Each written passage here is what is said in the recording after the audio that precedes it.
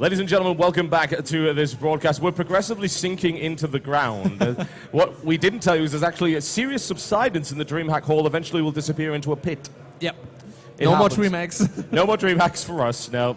That will be our last one, but it will be a great one because we have a wonderful matchup coming. Absolutely. We do have the great MaNa, who was defeated by Nighthawk. However, now he can redeem himself against Empire.Kas, TVP, PVT, whatever, probably being the strongest matchup for MaNa. TotalBiscuit Ultra, the map he picked against Nighthawk, as you were saying, is one of his favorites. Yeah. So I think this is going to look very good for MaNa. Empire.Kas, however, being really strong too.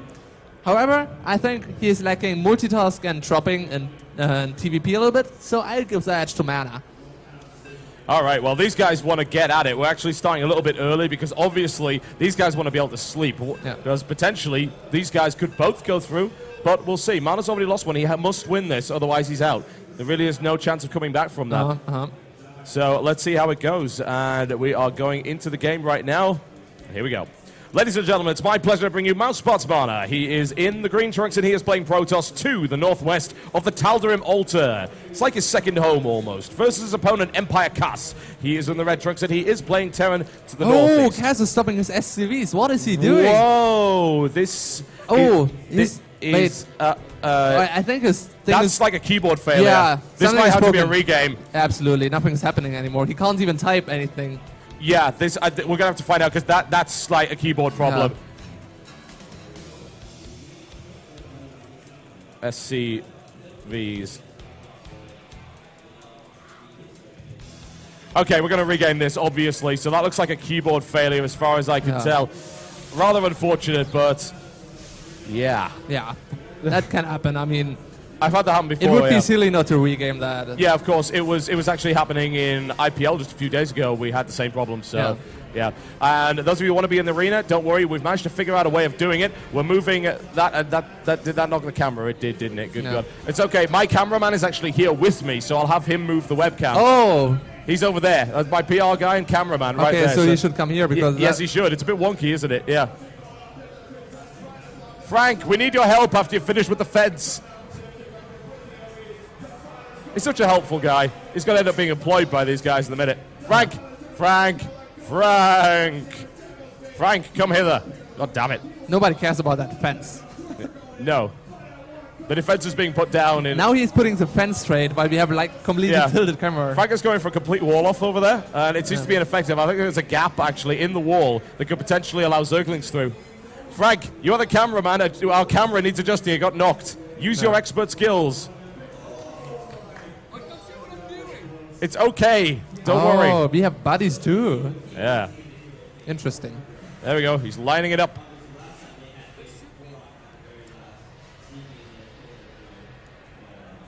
Yeah, that looks good. He's upset because it's a webcam and it's not the usual camera we take to events. So yeah, it's a good webcam though. It is actually.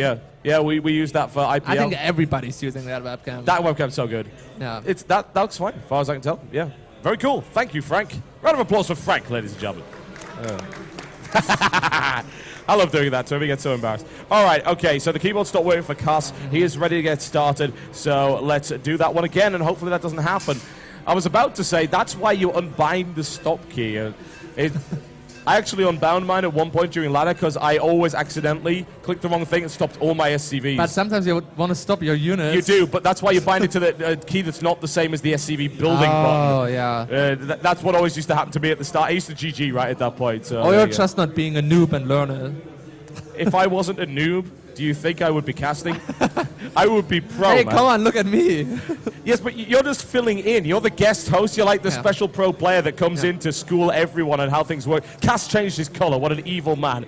Oh, I'm not rooting for Kas anymore. I'm sorry, I'm not. I'm going to root for MaNa. And it is my pleasure to bring you mouz.MaNa. He is in the green trunks, and he is playing Protoss to the southwest of the TotalBiscuit Altar versus his opponent, Empire.Kas. He is in the blue trunks, and he is playing Terran to the northwest. MaNa going for a really early scout straight after the pylon. It's pretty common on TotalBiscuit as it is such a big map. If you scout later, you're never going to get any scouting info. And it looks, yep, MaNa is going into the right direction. He's going to be very happy about that, as he will find out if there's going to be a gas or no gas. So he'll know fast expand or no fast expand. Yes, he will. And we'll see what Kas decides to do in this matchup. Oh, obviously MaNa's TVP quite a lot, and it is really, really scary. Empire.Kas in himself is actually scary. He's such a nice guy in real life, but meet him on ladder or meet him online, and it's just cower in terror. Absolutely. And Kas isn't throwing down a Rex. So he's going for a 14 command center, and it is so annoying if you do that, and there's a probe in your base early. It's gonna keep attacking your SCV, building the command center.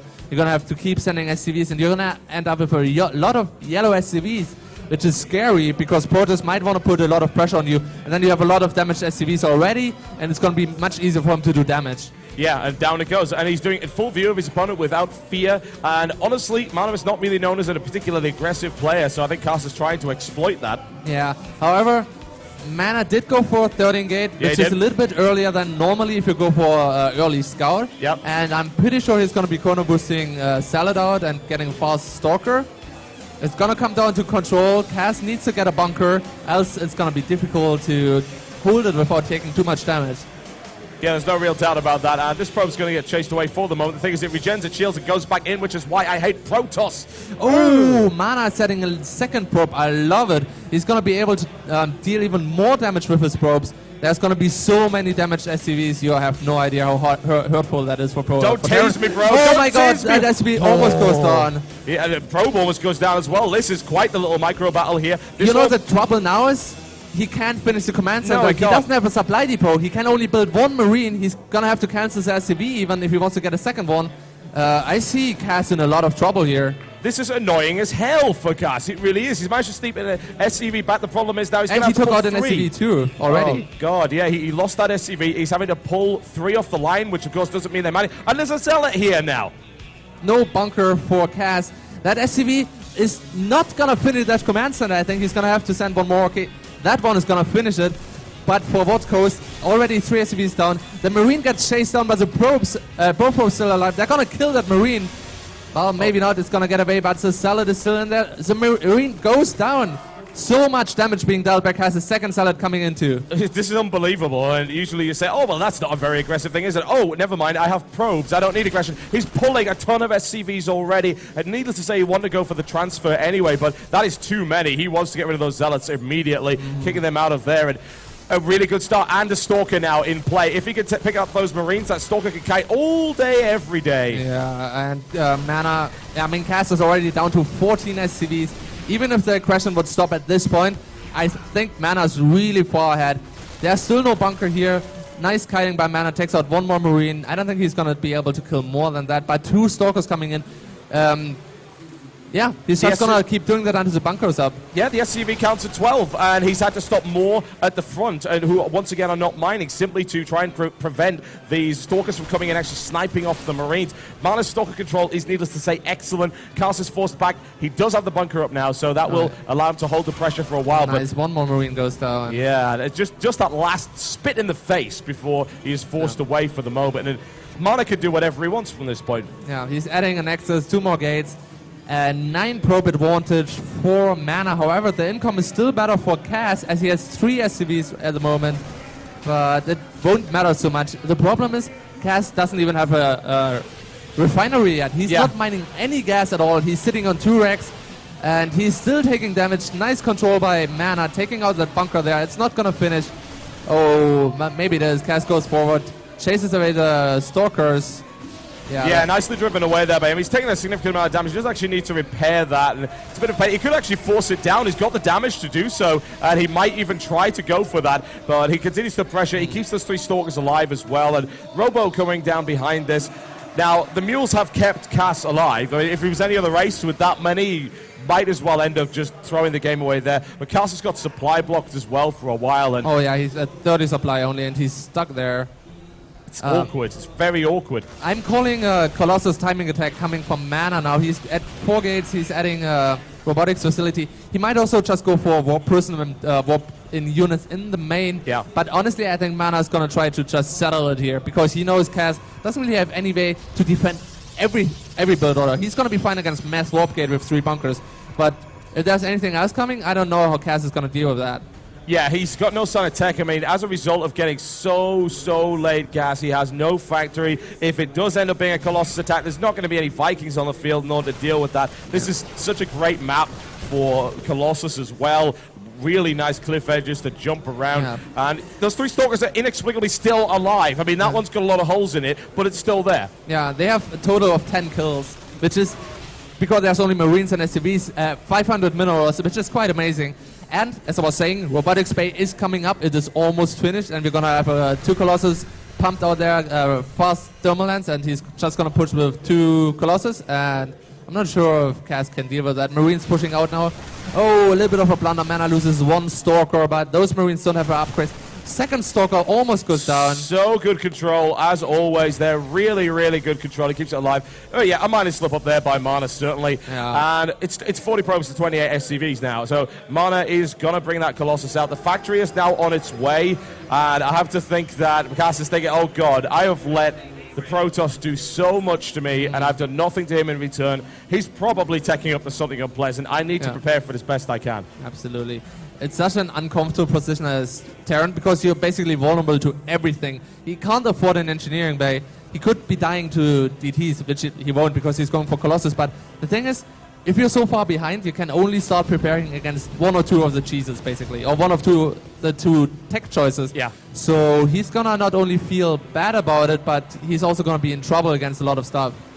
Yeah, he's going for Starport, which is, of course, a smart move, considering what his opponents do. He's also going to try and expand as well, which could be potentially dangerous. If MaNa leaves him alone for a while, he can do that. He's playing catch-up right now on both of his worker supply count, of course, his army as well. Those Marines are only just now getting stim at the 10-minute mark. In fact, it's not going to be finished until the 12 by the looks of it, which is incredibly late stim timing. But Double Forge coming up for MaNa. He can take his 3rd base if he so desires. He's already got 1 Colossus out, and he's looking at the 2nd. Yeah. As soon as that 2nd Colossus finishes, he will be moving out. Probably going to poke up that ramp. He's going to deny mining, going to take out some SCVs. And Kas preferably is going to go for some Medivacs first. Unless he has really good sense of the game, he's going to get 2 Vikings to deny the Colossus attack. But then you're going to have really late Medivacs, lower energy on them, and then still you can't push out a Terran. Yep, that's really unpleasant. There's the swap around that we expected to come in from Kas right here with the leering skull face on that starport, and he's going to go for the double Medivacs, and then he will try and bring out the Vikings. And of course, the risk of going the double Medivacs is that the hit comes in before those actually complete and the Vikings come up. The first Colossus will move in, is going to start working away, and that is what I would call a target-rich environment. Yeah, he's taking down an Mule. He's going to get some kills on those Marines, and really, even more SCVs. MaNa needs to be a little bit careful. There are Marauders out there, but now Thermal Lance is done. He won't mind until Vikings come out. Seriously, he has serious problems now. Yeah, he really does. And even if it had been double Vikings first, that is still 2 Colossus. Double Vikings doesn't take him down fast enough, especially with MaNa's control.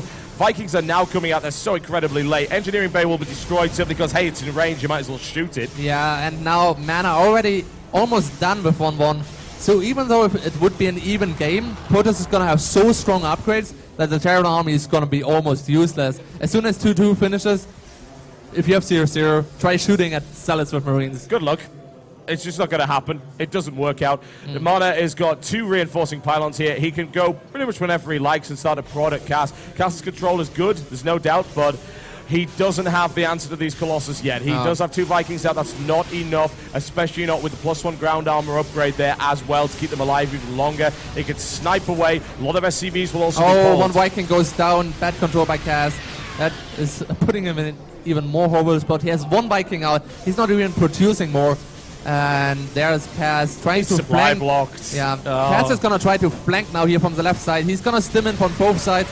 MaNa reacting a little bit late, but gets force fields out now, so no damage done. Loses some Marines, some Marauders, and MaNa knows, okay, time to go back. I don't have to do any more damage. I'm completely safe. And look at the natural of MaNa. He has even 2 Colossus more there and a huge army. He's just playing so safe, pressuring with some units, having most of it at home even, trying to be safe against any kind of drop.